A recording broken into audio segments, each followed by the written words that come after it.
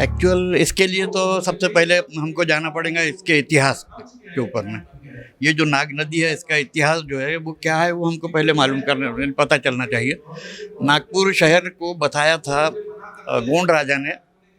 1750 में ये वहाँ यहाँ पर आए थे और 1750 से ये नदी जो है उसके पहले से थी, लेकिन 1750 से ये जो इसका फ्लो पूरा यहाँ से लेकर जैसा कि लावा से निकली हुई नदी बताते हैं, उसका जमावड़ा यहाँ पर हुआ अंबाजीरी तालाब में।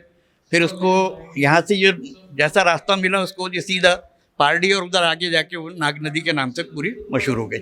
तो ये जो 1772 में लगभग मेरा ऐसा ही है कि इसको बांध का यहाँ पर बख्त बुलंद शाह ने इसको बांध बनाने के लिए, मेरे पास इतिहास की बुक है उसके अंदर है कि उन्होंने बांध बना कर जो है उसके पानी को छोड़ना का शुरू किया कि कम मात्रा में छूटे, उस हिसाब से। और बस्ती को बसाना शुरू हुआ जब ये नागपुर बसा।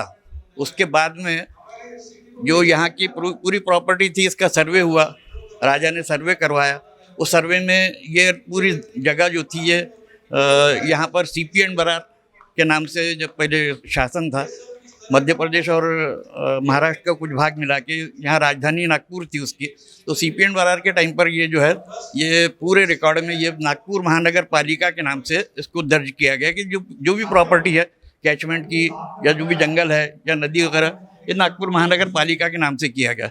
सन 1956 में जब नागपुर महाराष्ट्र में मर्ज हुआ तो 1956 में इस रिकॉर्ड को क्या किया गया कि गवर्नमेंट ने अपनी प्रॉपर्टी शो कर दिया।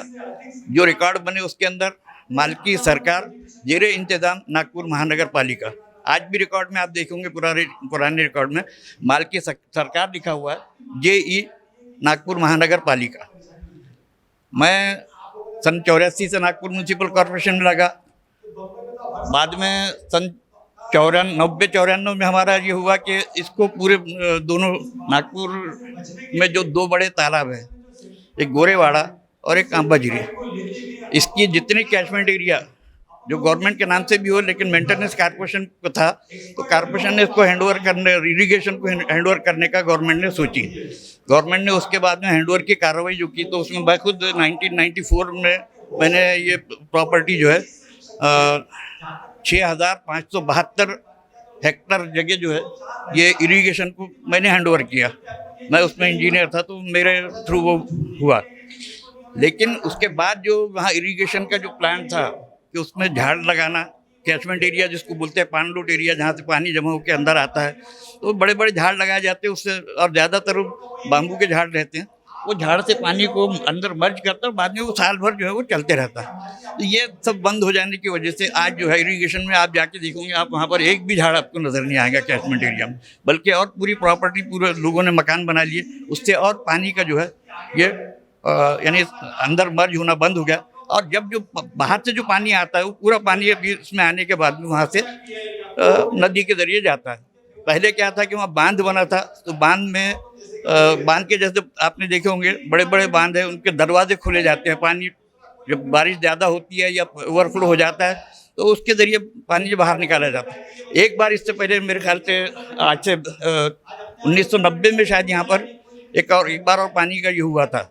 उस समय जो यहाँ का बांध टूटा था उसको टोटली पैक कर दिया और उसके दरवाजे पूरे टोटली बंद कर दिए गए, जिसकी वजह से ये प्रॉब्लम अपने यहाँ भी आया है।